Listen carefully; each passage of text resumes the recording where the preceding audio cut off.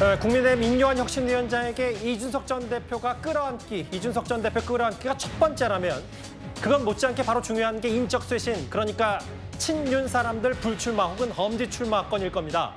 오늘 인요한 위원장이 또 하나 의미심장한 얘기 하나 꺼냈습니다.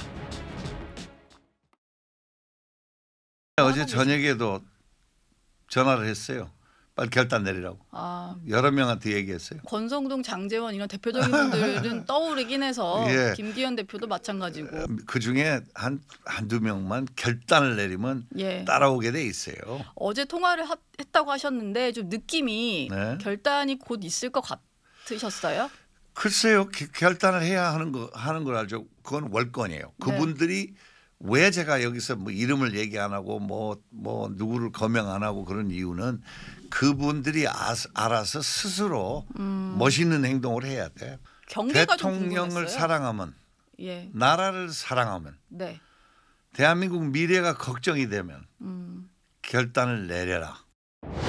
인요한 위원장이 그 당내 여러 분들한테 직접 전화해가지고 좀 희생 결단하라고 메시지 냈다고 하는데 혹시 대표님께도 연락이 갔을까요?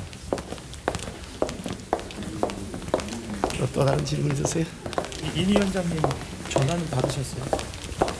또 다른 질문 아니 있으세요? 지도부 내가 김병민 최고가 사전회의 때 그 혁신안 관련해서 말씀을 좀 하셨다고 해서 말씀하신 거 다 들으셨죠? 험지 출마 불출마하라고 자꾸 하는데 좀 어떻게 보세요?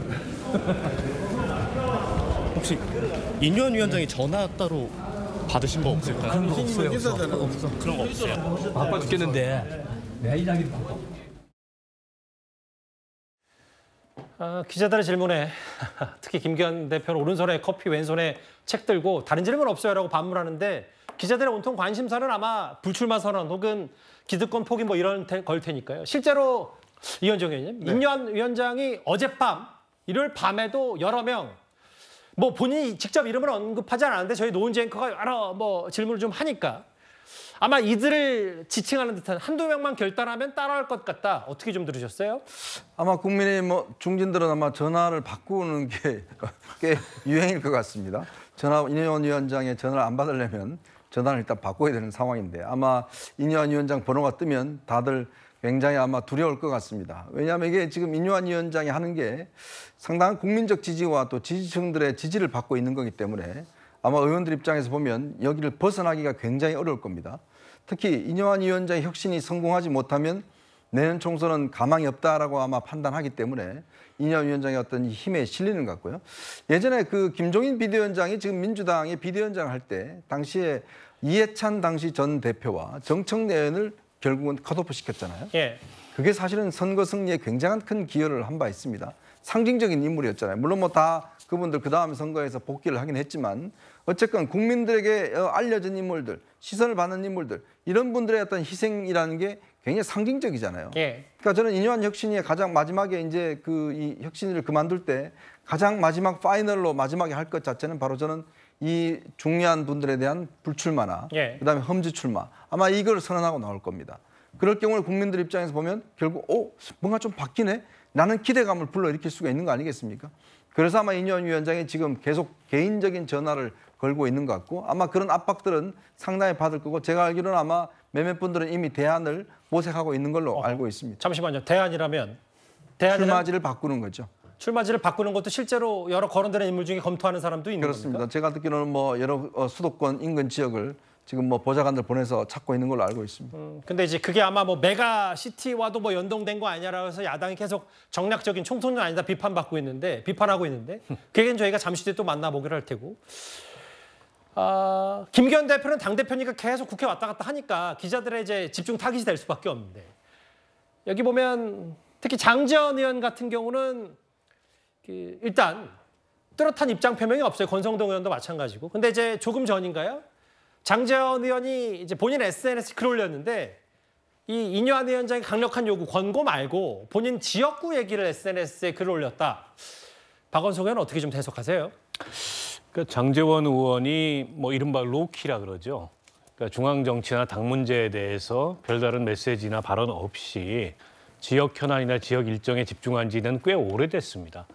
아무래도 이제 윤핵관 중에 윤핵관이다 이래서 이러저러하게 타겟이 되다 보니까 본인도 그걸 의식한 행보를 해왔던 건데 그러면서 한편으로는 또 이른바 이제 김기현 2기 지도부 인선을 사실상 장제원 의원이 다 하다시피 했다. 뭐 확인되지는 않습니다만 그런 소문도 있어요.